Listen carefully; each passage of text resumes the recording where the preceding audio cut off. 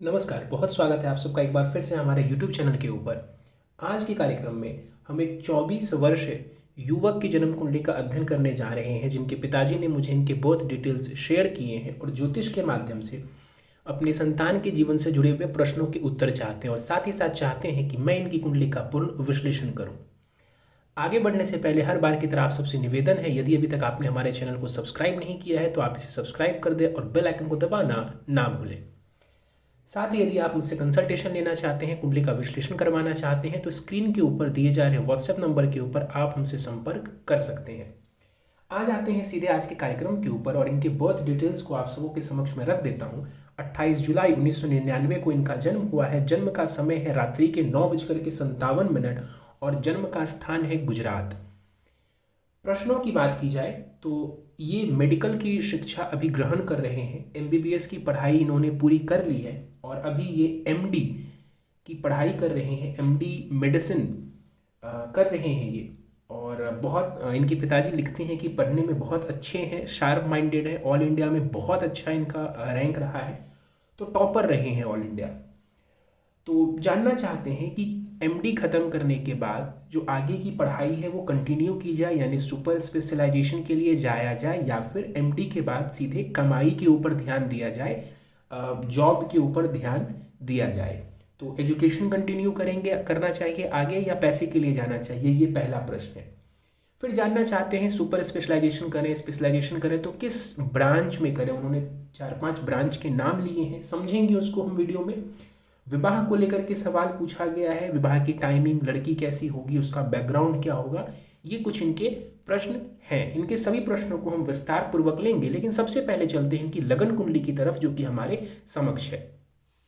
11 number से ये पत्रिका प्रारंभ होती है। कुंभ लगन की ये कुंडली बन जाती है और चंद्रमा देखें तो वो जाकर के मकर राशि में बैठे हुए हैं, यानी लगन, कुंभ, राशि मकर।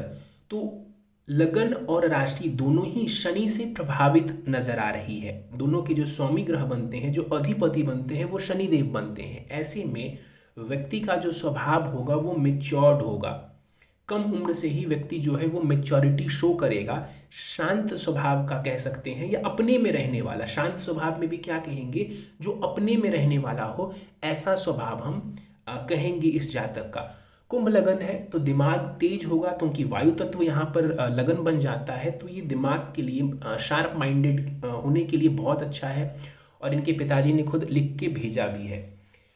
ग्रहों को समझें एक एक करके हम। और हाँ, मकर राशि है, इस वजह से हार्ड वर्किंग भी होंगे ये। लग्नेश को समझें तो शनि तीसरे भाव में जाकर के देवगुरु बृहस्पति के साथ बैठे हुए हैं। शनि कैसे हैं तो नीच के नजर आ रहे हैं। शनि की नीचता मंगल के द्वारा भंग की जा रही है। ध्यान से समझिएगा, शनि नीच के अवश्य है, लेकिन शनि की नीचता मंगल के द्वारा भंग की जा रही है। शनि तीसरे भाव में बैठे हुए हैं। कर्म कारक शनि मेहनत के भाव में जाके बैठा हुआ है, ये मेहनत को दर्शाता है। शनि यहाँ पर हार्ड वर्क को दर्शाएंगे। शनि यहाँ पर व्यक्ति को जीवन में एफर्ट करवाएगा, मेहनती बनाएगा। यहाँ पर जो शनि बैठे हुए हैं, रिस्क लेने की एबिलिटी को भी ये दर्शाते हैं। और साथ ही साथ ऐसा व्यक्ति कभी भी बिना काम के नहीं बैठेगा। यहाँ पर इनकी जो स्थिति है शनि की कुंडली में, ये दिखा रहे हैं कि व्यक्ति हार्ड वर्किंग होगा। बृहस्पति की बात करें हम, यहाँ पर धनेश है, जाकर के तीसरे भाव में बैठे हुए हैं। मेहनत से धन आएगा और धन अच्छी मात्रा में आए, प्रचुर मात्रा में आए, इसकी संभावना को भी यहाँ पर देवगुरु बृहस्पति बल दे रहे हैं। बृहस्पति और शनि की युति हो रही है, ये समझदारी के लिए, बुद्धि विवेक के लिए इसको अच्छा माना जाएगा। बृहस्पति का ज्ञान इस जातक के पास अवश्य होगा। दृष्टियों की बात करें तो शनि का प्रभाव पंचम भाव के ऊपर है, तो शिक्षा के प्रति व्यक्ति दृढ़ रहे, शिक्षा के प्रति मेच्योरिटी दिखाए, उसके ऊपर ध्यान केंद्रित रहे। आने वाले समय में संतान के प्रति नवम भाव भाग्य को दिखा रहा है। यहाँ पर शनि भाग्य भाव के ऊपर दृष्टि है और कहीं ना कहीं यात्राओं को भी हम देखते हैं नवम भाव से, तो यात्राओं के लिए भी ये बढ़िया रहेगा। और 12वें भाव के ऊपर जो शनि का प्रभाव है, ये थोड़ा अकेलेपन को दर्शाता है, एकाकीपन को दर्शाता है। 12वें भाव पे शनि का जो प्रभाव है, मेडिकल फील्ड के लिए 12वें भाव को शनि का देखना ये पॉजिटिव माना जाएगा। बृहस्पति पर हमने कहा कि यहाँ बैठे हुए हैं, मेहनत से धन आता हुआ और प्रचुर मात्रा में आता हुआ दिखता है। बुद्धि विवेक के लिए गुरु का यहाँ पर बैठना बढ़िया है।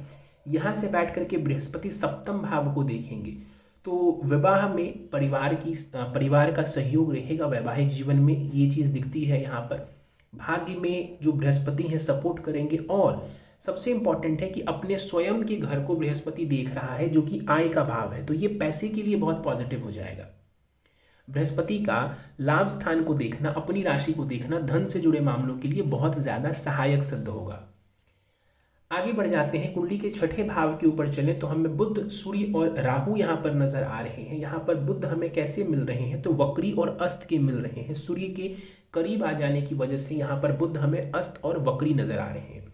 छठे भाव में जाकर के बैठे हुए हैं। पंचमेश बुध का छठे में बैठना, इसको आमतौर पर हम बुरा कहते हैं, लेकिन चूंकि ये व्यक्ति मेडिकल फील्ड में है तो ये जो दुर्योग है ये भी इनके लिए प्लस पॉइंट ही बनेगा।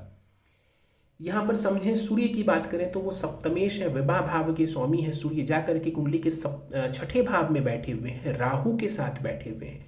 तो सूर्य का जो पत्नी का कारक है, पत्नी का स्वामी है इस कुंडली में सूर्य, उसका राहु के साथ बैठना वैवाहिक मामलों में दिक्कत दे सकता है, मिसअंडरस्टैंडिंग दे सकता है।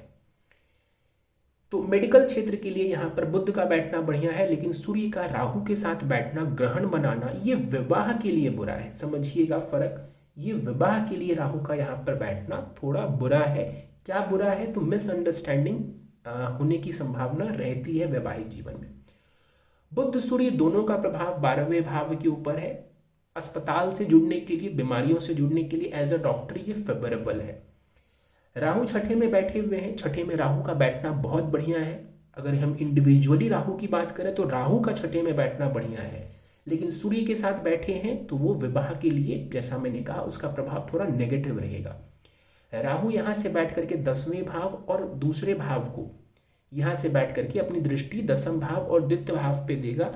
ये करियर के लिए, एफर्ट करने के लिए, कंपटीशन क्रैक करने के लिए और आजीविका के लिए, धन के लिए बढ़िया है। शुक्र की बात कर लेते हैं। शुक्र यहाँ पर सप्तम भाव में बैठे हुए हैं, चतुर्थेश सुखेश हैं शुक्र, और सप्तम भाव में जाकर के बैठे हुए हैं। प्रॉपर्टी वगैरह के योग बना देंगे शुक्र यहाँ पर, और जीवन भर चूंकि शुक्र का जो लगन से संबंध बन रहा है, ये इनके व्यक्तित्व के लिए बहुत बढ़िया रहेगा। और साथ ही साथ भाग्येश भी है शुक्र, इस कुंडली का योग कारक ग्रह है शुक्र। सप्तम में जाकर के बैठा हुआ है, लगन को देख रहा है, लक के लिए बहुत अच्छा है। और यहाँ पर जो शुक्र की स्थिति है, क्लाइंट से जब भी आप डील करेंगे, पब्लिक से जब भी आप डील करेंगे तो अच्छा नाम आपको देखने को मिलेगा। जब भी आप क्लाइंट से, पेशेंट से डील करेंगे तो उनके माध्यम से आपका नाम फैलेगा, इसकी संभावना यहाँ पर नज़र आ रही है। गाड़ी वाहन और मकान सुख के लिए भी मैंने कहा कि शुक्र की स्थिति कुंडली में पॉजिटिव और बहुत अच्छी नज़र आ रही है, और व्यक्तित्व के लिए भी ये बढ़िया है। मंगल की बात कर लेते हैं। मंगल यहाँ पर हमें 16 डिग्री के साथ नजर आ रहे हैं भाग्य भाव में। इस कुंडली में मंगल को समझें तो कर्मेश हैं और जाके नवम भाव में बैठे हुए हैं। अब कर्म का स्वामी भाग्य में बैठ जाए तो इसको बहुत बढ़िया माना जाता है। एक तो केंद्र त्रिकोण राजयोग ये बन ही गया, लेकिन उसके साथ साथ उससे भी बड़ी बात है कि भाग्य हमेशा आपको सहयोग करेगा करियर में। तो इससे क्या होता है कि करियर की जो जर्नी होती है वो स्मूथ हो जाती है। तो करियर के लिए मंगल का नवम में बैठना करियर में आपको ऊंचाइयां देगा, और जिसको कहते हैं ना कि ब्लेसिंग्स आप लेकर के आए हैं करियर के मामले में। यहां पर बैठ करके मंगल 12वें भाव को देखेगा, मेडिकल फील्ड में है, पॉजिटिव रिजल्ट देगा। मंगल का प्रभाव शनि के ऊपर पड़ेगा, गंभीर स्वभाव को ये दर्शाता है। चौथे भाव के ऊपर मंगल का प्रभाव आपके लिए ये प्रॉपर्टी से रिलेटेड, जमीन से रिलेटेड सुखों को ये दर्शाता है। 12वें भाव के ऊपर चलते हैं। यहाँ पर चंद्रमा और केतु हमें नजर आ रहे हैं। आमतौर पर चंद्र केतु के योग को अच्छा नहीं माना जाता है, इसको ग्रहण कहा जाता है। और खास करके चंद्र केतु साथ में हो तो अकेलापन, जो परेशानी आती है वो अकेलेपन की आती है। तो यहाँ पर पढ़ाई के लिए, संन्यास के लिए, अध्यात्म के लिए इसको बढ़िया माना जाएगा। मेडिकल फील्ड के लिए इसको बुरा नहीं माना जाएगा। तो मैंने स्टार्टिंग में भी कहा था कि एकाकीपन रह सकता है, तो ये उस चीज़ को बढ़ावा देगा।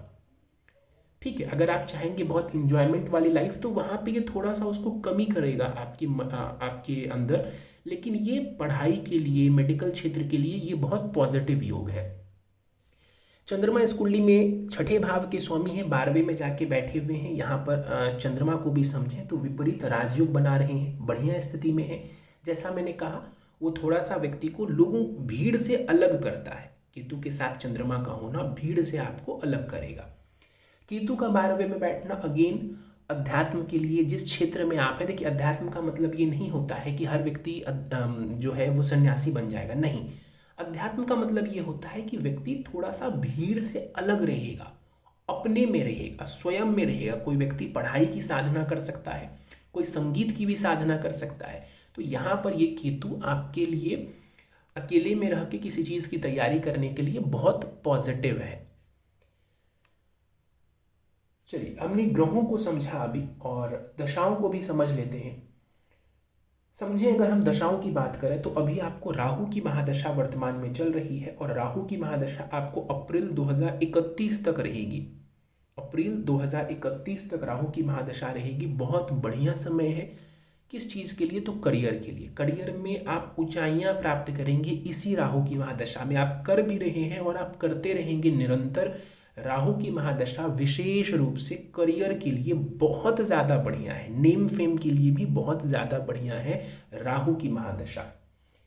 राहु की दशा में फिलहाल केतु की अंतर्दशा चल रही है, जो कि नवंबर 23 से दिसंबर 2024 तक रहेगी। अगर आप वैसे अगर मेडिकल फील्ड से जुड़े नहीं होते तो मैं राहु केतु की दशा को आपके मेंटल हेल्थ के लिए बुरा कहता, लेकिन जिस क्षेत्र से आप जुड़े हुए हैं मुझे ज़्यादा परेशानी नज़र नहीं आ रही है। मैं इसको बहुत नेगेटिव समय नहीं बोलूँगा। अन्यथा किसी और क्षेत्र में आप होते तो हाँ, मैं ये ज़रूर कहता कि मेंटल हेल्थ का थोड़ा ध्यान रखें। 7.5 भी आपके ऊपर चल रही है। अभी कुंभ से शनिदेव का गोचर हो रहा है, आपकी राशि से द्वितीय जा रहे हैं, तो 7.5 का जो अंतिम चरण है वो चल रहा है। रिस्पॉन्सिबिलिटी बढ़ जाती है व्यक्ति के ऊपर जब भी 7.5 चलती है। वैसे भी आपका जो स्वभाव है वो मेच्योरिटी वाला है, समझदार हैं आप, परिपक्व हैं, इतने आप पढ़ने में बढ़िया हैं। तो डेफिनेटली जिस चीज़ की आप पढ़ाई कर रहे हैं वहाँ पे मेच्योरिटी होगी ही, जिम्मेदारी आप ले ही रहे होंगे अपनी पढ़ाई की। तो ये भी आपके लिए एक पॉजिटिव समय है। आपके मैं प्रश्नों को ले लेता हूँ। और एमडी की पढ़ाई आप कर रहे हैं और जानना चाहते हैं, सबसे जो इम्पोर्टेंट सवाल है कि सुपर स्पेशलाइजेशन की पढ़ाई आगे करनी चाहिए या एमडी करके जॉब की तरफ जाना चाहिए। मुझे बिल्कुल दिख रहा है कि आप एमडी करने के बाद और भी ज़्यादा हायर एजुकेशन के लिए जाएंगे। मतलब मुझे इस बात को बोलने में कोई शंका नहीं है, बिल्कुल भी डाउट नहीं है। मुझे दिख रहा है कि after completing your MD you will go for super specialization, या जो भी आप उसको कहते हैं, फर्दर स्टडीज़ के लिए, और ज़्यादा हायर स्टडी के लिए आप जाते हुए दिख रहे हैं। और मैं भी बोलूँगा कि आपको जाना चाहिए, वो पॉजिटिव रहेगा आपके लिए। तो आगे पढ़ाई मुझे कंटिन्यू फर्दर दिख रही है। इसके बाद पूछा गया है स्पेशलाइजेशन करें तो किस ब्रांच से करना सही होगा, और उन्होंने कुछ ऑप्शंस भी दिए हैं।